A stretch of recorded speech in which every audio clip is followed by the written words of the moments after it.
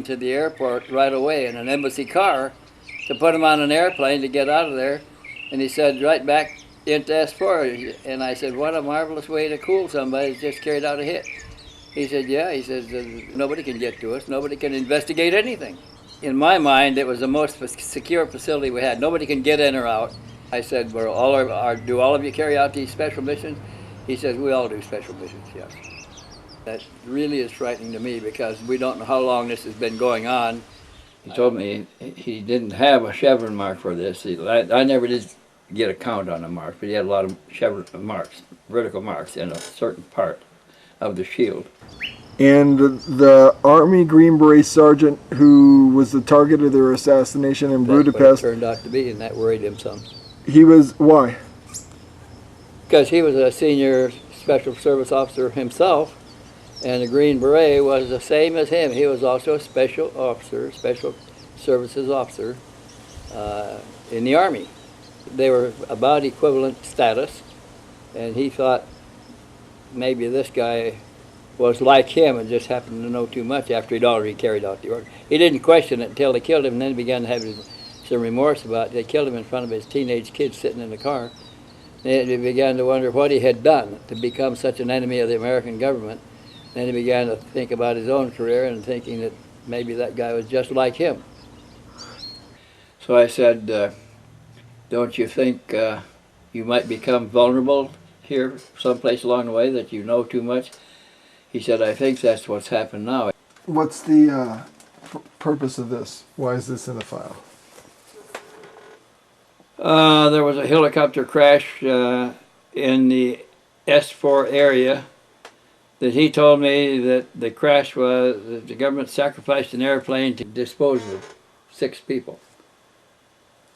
And these are people that the government killed off in Area 51 for reasons of their own. And they sacrificed a helicopter, sabotaged a helicopter, and killed them all on it. 3 of these workers were targets. The rest of them were accidental victims. Wrong place, wrong time. Yeah. Do they sometimes accident whole groups of people together like that? I don't know.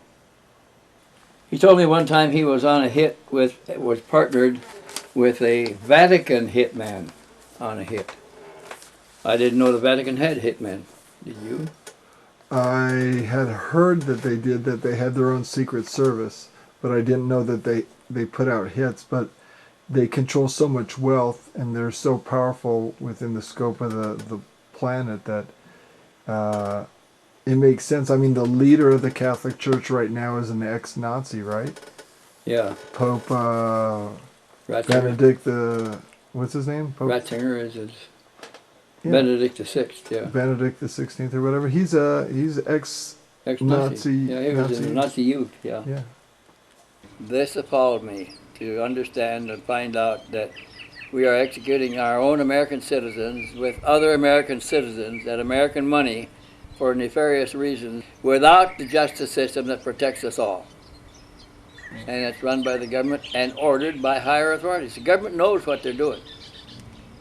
When I asked him about his salary, he said he got $5,000 bonus for each special mission.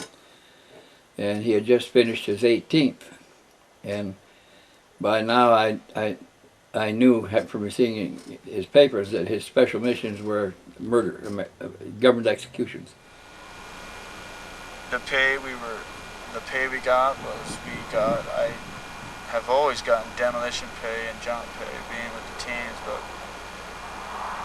when we go on a covert out, we get hazardous duties pay. Now, being with this detachment, we got hazardous duties pay too, which is extra. So we are still paid to normal U.S. Navy. Exact. E6. Petty officer first class pay rate with I got jump pay if I made so many jumps in a year's time. Demolition pay because we're demolition experts, being with the team, the UDT, and hazardous duties pay when we run hazardous operations, any kind of covert operation in a country that the American government considers hostile. You get a hazardous duties, like Nicaragua.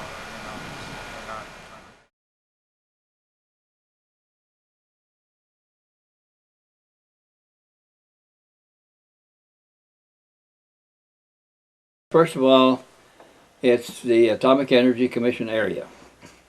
The Navy had a Navy auxiliary airfield there that had arrestor gear on the runways that they practiced carrier landings on. And that's all it was. I used to stop there and get gas when I was ferrying aircraft across the country because the gas trucks were always sitting there and they were not used very much, and I could get gas immediately. There was a little snack bar right at the operations center where I filed my flight clearance, and I'd take off and leave in a short time. Was that Groom Lake? That was Groom Lake Auxiliary Naval Airfield. And the last time I stopped there, I was coming from Troutdale, Oregon, going to Oklahoma City with a small trainer that a fixed base operator had bought 10 of them from the surplus from up there. And I was ferrying it through, and when I landed, they wanted a copy of my special orders.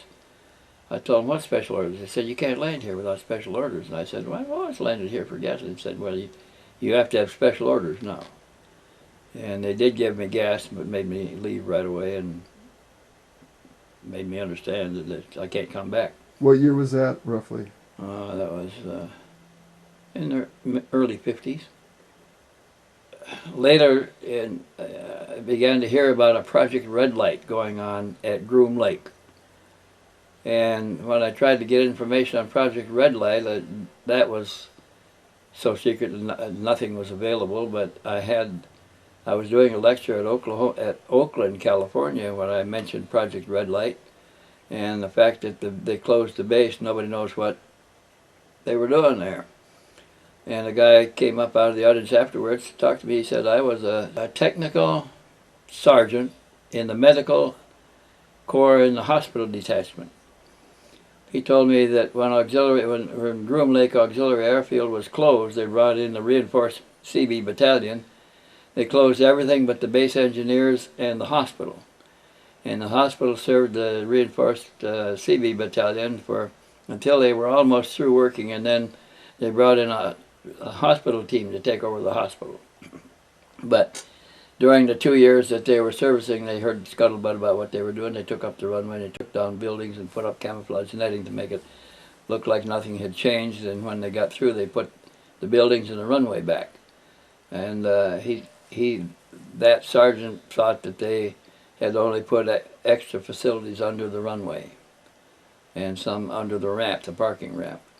But he never knew how big it was or anything. And that's all I had for some time until I found at another lecture like that, a man came up to me, said that he was working in the CB battalion. He was a tech sergeant engineer, project engineer, and he told me about digging the 4 levels.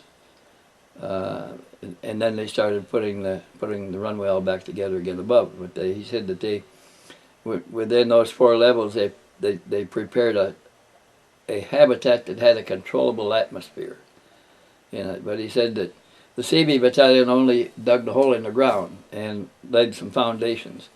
Then they brought in other contractors to put the facilities in on top of the foundations and finish it and put the runway back. So nobody ever had the whole project. It was always parceled out like that. Now that was the Groom Lake project, That was Area Groom Lake. 51. That was Area 51. The most infamous and notorious secret military site in the world, Area 51 at Groom Lake, Nevada. A restricted government site that guzzles down black budget funds, hidden in plain sight, exotic, dangerous, highly classified. Parts of the complex require Q-30 clearance or higher. Above top secret and deadly, and may be controlled not just by human beings. Testimonies suggest that beings not of this earth may even share control of the base. Area 51 was originally constructed in 1955, 1 year after the Edwards and Holloman treaties in 1954 were arranged, clandestinely in utmost secrecy, between officials in the U.S. government and off-world beings who possessed highly advanced technologies that lured in the lusty, weapons-minded military brass. Originally known as Watertown Strip in 1950.